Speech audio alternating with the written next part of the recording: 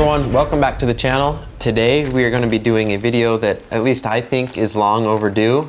We're going to be returning to shredded cash. So it's been quite a while since we did the original video, but I think that first video left me with more questions than answers. As I was making it, there's a whole bunch of different things I wanted to try doing, and that was right when I was starting to get into resin casting. And the casting wasn't perfect, but it was just kind of a for fun thing. But I think there is a ton of potential here to make these into maybe even an actual product.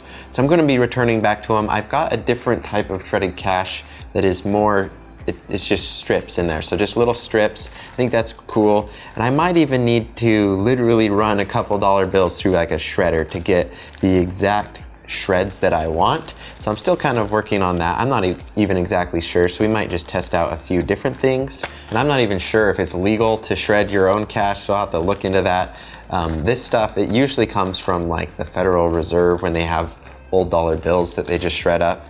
So there is like a few $100s of cash in this bag. It's just all shredded up. It does not cost that much. It's like 10 bucks, maybe 20 bucks for this. And then something that I really wanted to try was adding gold. So this is gold leaf here. Super thin. I don't want to touch it right now because if I touch that, it like sticks to me and it just falls apart. We'll use that later. Gold leaf's really interesting. Gold, if you don't know already, can be flattened to incredibly thin thicknesses, I guess you'd say, for lack of a better term.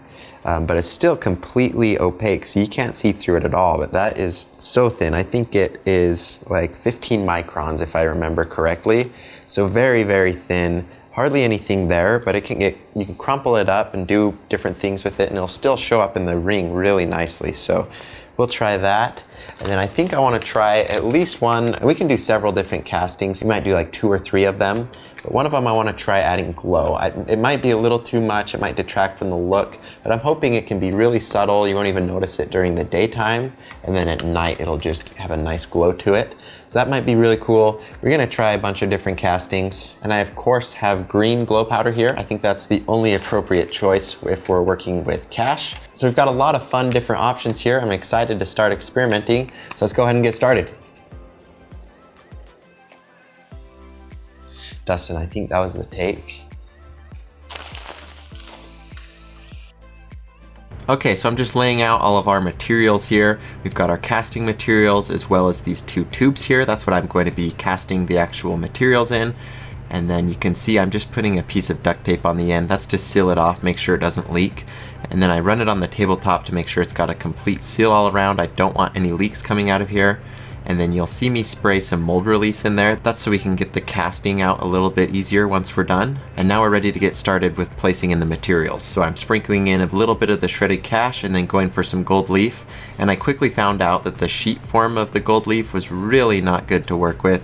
And so I switched over to this vial that I have of this, and it's just filled with crumpled up gold leaf, and that worked much better. I was able to sprinkle it in, and it was a much more time efficient process. And so you'll see I just rotate off the different steps that I'm doing. So I sprinkle in some gold leaf, and then I do some shredded cash, and I make sure the layers are thin enough so that there's gold leaf all throughout the entire ring.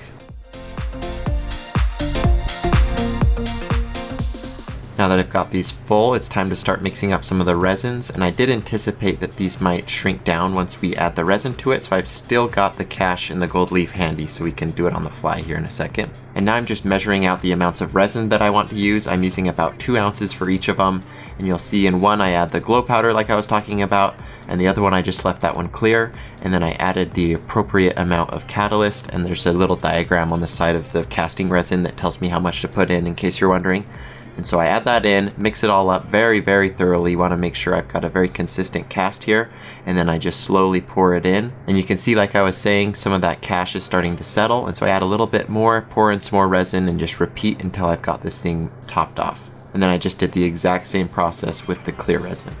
Okay, so we've got our castings all in place. You can see in this close-up shot, this is actually looking really, really good so far. You can get a really good look at a bunch of the cash, and then the gold leaf is showing up really nicely. It's nice and reflective. And now our next step is to vacuum all of the bubbles out of the blanks, and so I'm putting them in my vacuum chamber here, And you can see the lid on this is getting really old. It used to be very clear and see-through, so it's really interesting to be able to get a good look down into them. Now it's kind of frosted over, so you can't get a very good look. But I basically just vacuumed these for about 15 minutes. Because I have so much shredded cash in here, as the bubbles are coming out of the resin, it carries some of that cash with it. And so it started to overflow a little bit, and that's something I kind of anticipated, and I tried to minimize it by bleeding out some of the air through the bleed valve. But that was fine. We still have more than enough material to make at least one ring from each casting. And now to get this out, I had to just tear this whole thing apart with these wire cutters here. I did not like the way that these clear tubes worked out. The resin kind of ate away at it, and then it really bonded to it. I've done some tests with PVC pipes and that worked much better, but I did like how the clear ones you could get a preview of the casting once it was mixed, so I'm gonna have to play with that and see what I like best. But I think from now on I'm going to stop using the clear tubing. I'll probably use up the little amount that I've got left, so you might see me use it for a couple more videos, but I'll most likely be switching back over to PVC.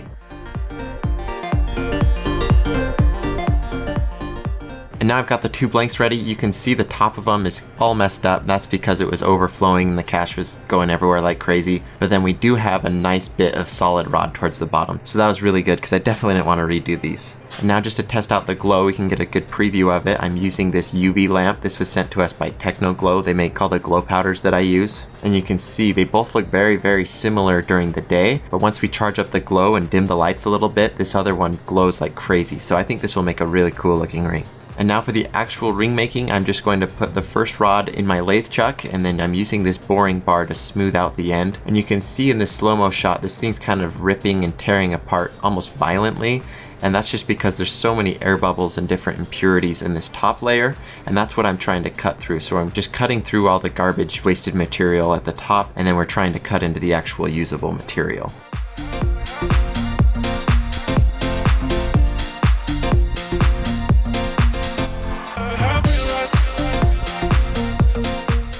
Now I've got the rod cut down to a point where we've got some really nice consistent bubble-free material, so I'm hollowing out the inside. That will give us the inner diameter for the ring size that we want, and then I'm switching to my other lathe tool to trim down the outside diameter of it. And so I'm just slowly trimming this ring away until I've got the dimensions I want. You can see I put my ring up against it to kind of check it with my eye, just to make sure I'm not going too far with the cutting.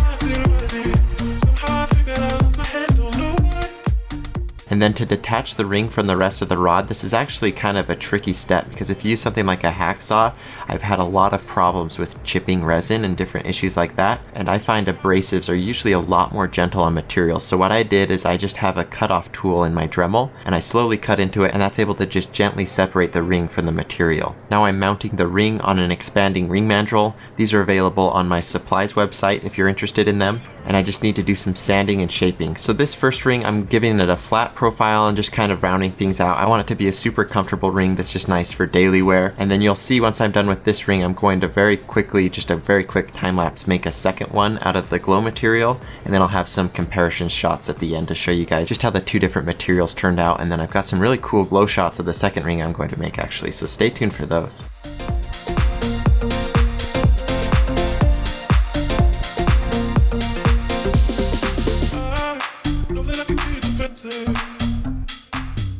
Now after doing a little bit of shaping to the ring, I just do sanding. I start at the coarsest sandpaper. I usually start at about 220 grit, and I work my way all the way up to about 1500. And then for now, we've got the outside done. We'll give this a final polish at the end, but we still need to do some machining, so it might get some scratches, so I'm not gonna waste my time with that yet. So I'll move right on to the next step, and that's going to be to give the inside of the ring a comfort finish, and then to sand that very carefully to make sure it's a very nice, consistent, and smooth surface on the inside. And that's actually especially important for this ring where it's got a lot of clear spots on it where you can see all the way to any of those imperfections. So I'm making sure this is a very nicely polished ring.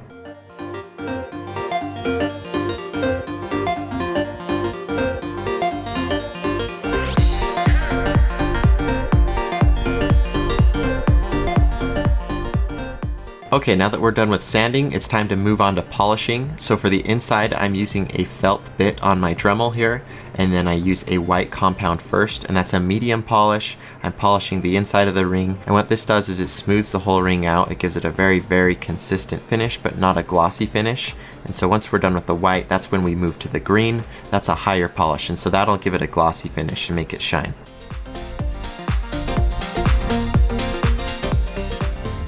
So I'm done with the inside, and I think this looks great. It's really cool to see all the different details from the dollar bills on there, and then just those crumpled up pieces of gold. This was looking really promising at this point. And now the last step for this ring is to give it a polish on the outside, and I'll use a buffing wheel for this because I think it does give me a little bit better results than just a felt tip on the Dremel. But the exact same concepts apply here. I start with the white polish on the left and then finish with the green polish on the right.